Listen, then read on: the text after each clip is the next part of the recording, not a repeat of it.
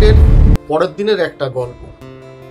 যিশু যে গাধার পিঠে চেপে তিনি জেরুজালেমে প্রবেশ করেছিলেন, সেই গাধার পরের দিনের ঘটনা। সেই গাধা আরেকটা গাধার সাথে গল্প করছে।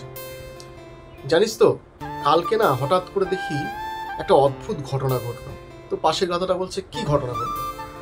ওই গাধাটা বলছে যে হঠাৎ করে দেখলাম আমার সামনে সমস্ত চাদর বিছিয়ে দিচ্ছে লোকে, আমাকে দেখে হাততালি দিচ্ছে, তারপরে খেজুর পাতা বিছিয়ে দিচ্ছে, হ্যাঁ, তার যে যার জামা কাপড় সমস্ত কিছু যা যা কিছু এনেছিল সব কিছু বিছিয়ে দিচ্ছে, আর চিৎকার করে বলছে ওশান্না ওশান্না, এরকম করছে। আমি বুঝতে পারলাম না যে কোনোদিন এরকম আমার জীবনে ঘটেনি, কালকে আমাকে এত সম্মান করলো লোকেরা। তখন পাশের গাধাটা ওই গাধাটাকে বলছে, আরে তোকে দেখে সম্মান করেনি, তোর ওপরে যে বসা ছিল তাকে দেখে এই সমস্ত কিছু করেছে, তোকে দেখে নয়। তোর ওপরে যিশু বসা ছিল, হ্যাঁ, সেই যিশুকে দেখেই কিন্তু এই সমস্ত কিছু বিছিয়ে দিয়েছে। নমস্কার বন্ধুরা, আমি বিশ্বজিৎ, আপনারা আছেন ইচ্ছেরানা ইউটিউব চ্যানেলে। আজকের থাম্বনেলটা দেখে আপনি নিশ্চয়ই বুঝতে পেরেছেন যে আজকের বিষয়বস্তুটা একটু অন্যরকম। যদিও পাম সানডে নিয়েই আলোচনা হবে, কিন্তু তারপরেও বিষয়বস্তু হচ্ছে যে প্রভু যিশু কেন ঘোড়াকে না ব্যবহার করে একটা গাধাকে মনোনীত করলেন জেরুজালেমে প্রবেশ করার জন্য। গুরুত্বপূর্ণ টপিক এটা। আমাদের অনেক সময় আমরা এই বিষয়টাকে এড়িয়ে যাই, শুধু পাম সানডেকে নিয়ে আলোচনা করি, যিশু এসেছিলেন জেরুজালেমে সমস্ত কিছু, কিন্তু ঘোড়াকে তিনি কেন ব্যবহার করলেন না? তিনি তো ঘোড়াকেও ব্যবহার করতে পারতেন, কিন্তু সেটাকে না করে তিনি গাধাকেই শুধুমাত্র মনোনীত করলেন। আর সেই গাধার বিষয়ে আমরা একটু আলোচনা করবো আজকে, যে কেন যিশু গাধাকেই মনোনীত করলেন।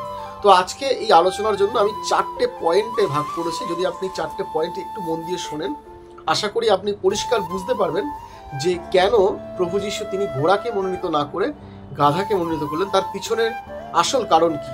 তো চলুন শুরু করা যাক সেই গুরুত্বপূর্ণ 4টে পয়েন্ট। যার প্রথম পয়েন্ট হচ্ছে, যিশু ভবিষ্যৎবাণী পূরণ করার জন্য গাধাকে মনোনীত করেছিলেন। প্রথম পয়েন্ট, প্রভু যিশু ভবিষ্যৎবাণীকে পূরণ করার জন্যই গাধাকে মনোনীত করেছিলেন।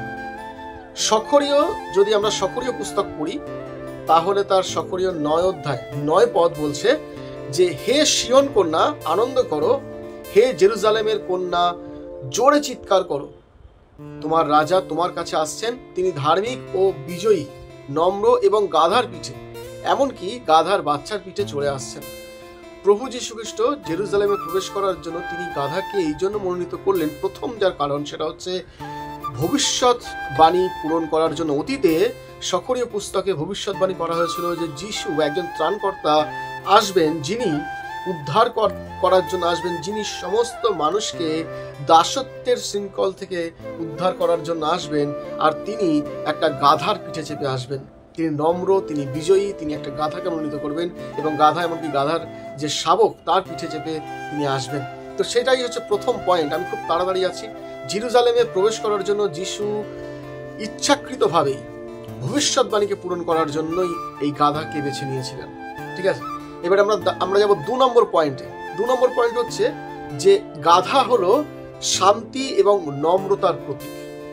আবার বলছি, গাধা শান্তি এবং নম্রতার প্রতীক। দেখুন, ঘোড়াও কিন্তু শান্তির প্রতীক, হ্যাঁ, কিন্তু তার সঙ্গে সঙ্গে ঘোড়া হচ্ছে যুদ্ধেরও প্রতীক, ঠিক আছে, বা বিজয়ের প্রতীক। যখন ঘোড়াকে ব্যবহার করা হয় কোনো কাজের জন্য, সেটাকে যুদ্ধের ক্ষেত্রে বিশেষ করে ব্যবহার করা হয়, কারণ যুদ্ধ বা ক্ষমতা, মানে যুদ্ধের মধ্য দিয়ে কোনো কিছু জয় করা, এই ব্যাপারটাকে ঘোড়ার জন্য ব্যবহার করা বিশেষ করে। কিন্তু গাধাকে ব্যবহার করা হয় সাধারণত সমস্ত কাজেই ঘোড়ার মতন গাধাকেও ব্যবহার করা হয়, কিন্তু গাধাকে বিশেষ করে নম্রতা এবং শান্তির ব্যবহার। মানে গাধা যখন কোনো কাজ করে, মানে প্রচুর পরিশ্রমের কাজও গাধা করে, কিন্তু সে কখনো মুখ তুলে চায় না যে তাকে দিয়ে কে কাজ করাচ্ছে, সে শুধু খেটেই যায়, পরিশ্রম করে যায়, এবং সবসময় মাথাটা নিচু করে থাকে। মানে নম্রতার মধ্যে সে সবসময় থাকে। এটা নম্রতার চিহ্ন এই গাধার জীবনে রয়েছে। সেই জন্য প্রভু যিশু ঘোড়াকে মনোনীত না করে তিনি গাধাকে মনোনীত করেন। গাধার পিঠে চড়ে যিশু এইটা জানাতে চেয়েছিলেন সমস্ত মানুষকে যে তার যে রাজ্য জন্য তিনি আসছেন, যে রাজ্যকে প্রতিষ্ঠা করার জন্য তিনি আসছেন, সেই রাজ্য এই পৃথিবীর রাজ্য নয়, বরং সেই রাজ্য হবে শান্তি এবং সেবার উপরে ভিত্তি করে। বল প্রয়োগ করে বা আধিপত্যের উপরে এই রাজ্যটা হবে না, ক্ষমতার দ্বারা স্থাপিত এই রাজ্য নয়, এই রাজ্য হবে শান্তির রাজ্য। এই রাজ্য হবে সেবা করার রাজ্য, এই রাজ্য হবে মানুষকে বাঁচানোর রাজ্য। আর সেইটা হচ্ছে তার গাধাকে মনোনীত করার আর একটা কারণ। 3 নম্বর যে কারণটা আমরা দেখব, যিশু গাধাকে এই জন্য মনোনীত করেছিলেন, গাধা সমস্ত মানুষের কাছে অ্যাক্সেসযোগ্য, মানে গ্রহণযোগ্য ছিল গাধা। দেখুন, একটা ঘোড়াকে বেছে নিতে গেলে ঘোড়া সাধারণত যারা ক্ষত্রিয় বংশের লোক বা যারা রাজার বংশের লোক, রাজার পরিবারের লোকজন বা স্বয়ং রাজা, তারা এই ধরনের ঘোড়াকে ব্যবহার করে, বা অনেক বেশি আধিপত্য সম্পন্ন মানুষজনই শুধুমাত্র ঘোড়াকে তাদের কাজে ব্যবহার করে। কিন্তু গাধাকে একেবারে সাধারণ থেকে অতি সাধারণ মানুষও সেই সময় গাধাকে তাদের প্রয়োজনের জন্য, তাদের কাজের জন্য, এক জায়গা থেকে আরেক জায়গায় পরিবহনের জন্য গাধাকে ব্যবহার করা হয়। এবং গাধার উপরে সমস্ত রকম সরঞ্জাম চাপিয়ে দিয়ে এই সমস্ত কিছু ব্যবহার করা হতো গাধাকে। যিশু গাধাকে মনোনীত করলেন যাতে প্রত্যেকটা মানুষের কাছে তিনি গ্রহণযোগ্য হতে পারেন। তিনি এইটা গাধাকে মনোনীত করার মধ্য দিয়ে এইটা মানুষকে বোঝাতে চেয়েছিলেন যে দেখো, আমি এসছি পৃথিবীতে সমস্ত মানুষের জন্য, তাদের উদ্ধার করার জন্য, তাদের বন্দি থেকে উদ্ধার করার জন্য, এবং প্রত্যেকটা মানুষের জন্য, একেবারে উচ্চ বংশ থেকে শুরু করে নিম্ন বংশ থেকে শুরু করে সমস্ত মানুষের জন্য তিনি এসেছেন। এই জন্য তিনি গাধাকে মনোনীত করলেন যেন প্রত্যেকটা মানুষ যিশুকে গ্রহণ করতে পারে। একেবারে সে হতদরিদ্র থেকে শুরু করে উচ্চ বংশের মানুষ পর্যন্ত সবাই যেন গ্রহণ করতে পারে যিশুকে। 4 নম্বর গুরুত্বপূর্ণ পয়েন্টটা শুনুন, যিশু কেন তিনি গাধাকে মনোনীত করেছিলেন তার কারণ হচ্ছে প্রত্যাশিত মসিহের সঙ্গে তুলনা করা হয়েছিল। ঠিক আছে, প্রত্যাশিত মসিহের সঙ্গে তুলনা করা হয়েছে।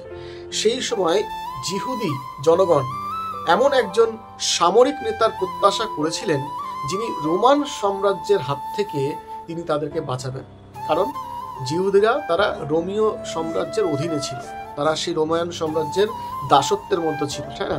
তো তারা ভেবেছিল যে এমন একজন মসিহ আসবেন, কারণ পুরাতন নিয়ম সেই মসিহের কথা বলা হয়েছে, দাসত্বের হাত থেকে বাঁচানোর কথা বলা হয়েছে। সেই জন্য তারা ভেবেছিল যে এমন একজন মসিহ আসবেন যিনি আমাদেরকে এই যে রোমান সাম্রাজ্যের দাসত্বের মধ্যে আমরা পড়ে রয়েছি, এইখান থেকে তিনি আমাদেরকে উদ্ধার করবেন, এই শৃঙ্খল থেকে উদ্ধার করে একটা আলাদা রাজ্য প্রতিষ্ঠা করবেন এই পৃথিবীতে। তো এইটা ছিল তাদের ভাবনা। এই জন্য তারা কিন্তু ওই যে হোসান্না, দাউদ সন্তান, হোসান্না শব্দের অর্থ হচ্ছে আমাদেরকে তুমি উদ্ধার করো, রক্ষা করো, এই শব্দটা বা এই বাক্যগুলোকে তারা একেবারে পুরাতন নিয়মের থেকে শুরু করে নতুন নিয়ম পর্যন্ত তারা অপেক্ষায় ছিল এই বাক্যগুলো সেই মানুষটার জন্য ব্যবহার করা হবে। ঠিক আছে, তো সেই সময় যিহুদি জনগণ এমন একজন সামরিক নেতার জন্য প্রত্যাশা করেছিল যিনি রোমান শাসনের হাত থেকে তাদেরকে বাঁচাবেন।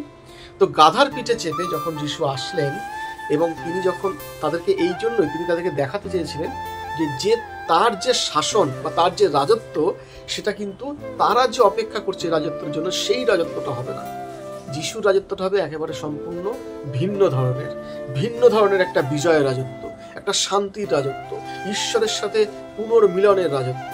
এইটার জন্য প্রভু যিশু গাধাকে মনোনীত করেছিলেন, ঘোড়াকে না। তিনি যদি ঘোড়াকে মনোনীত করতেন তাহলে তারা ভাবতো যে এই তো সেই মনোনীত মসিহ যিনি আমাদেরকে রোমান সাম্রাজ্যের হাত থেকে বাঁচাবেন। আর তাহলে তারা চিৎকার করে যিশুকে বলতো না যে ওকে ক্রুশে দাও, ওকে ক্রুশে দাও।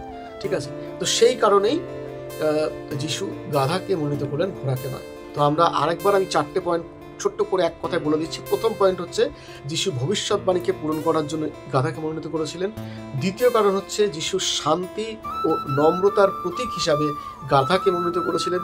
তৃতীয় কারণ হচ্ছে যিশু সাধারণ মানুষের জন্য যাতে গ্রহণযোগ্য হয়, প্রত্যেকটা মানুষ যেন গ্রহণ করতে পারে, তার জন্য গাধাকে মনোনীত করেছিলেন।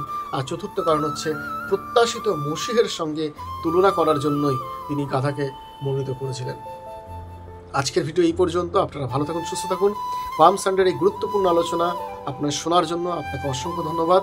দেখা হচ্ছে পরবর্তী আরেকটি ভিডিওতে, এবং সেই ভিডিওতে আমি আলোচনা করতে চাই সেই ভিডিওটা নিয়ে যে কেন লোকেরা যারা যিশুকে হোসান্না বলে গ্রহণ করেছিল তারাই আবার সেই যিশুকেই বলছে ওকে ক্রুশে দাও। সেইটা আমরা পরে আলোচনা করবো আরেকটি ভিডিওতে। ততক্ষণ ভালো থাকুন, সুস্থ থাকুন। দেখা হচ্ছে পরবর্তী ভিডিওতে। ধন্যবাদ, নমস্কার, জয় যিশু।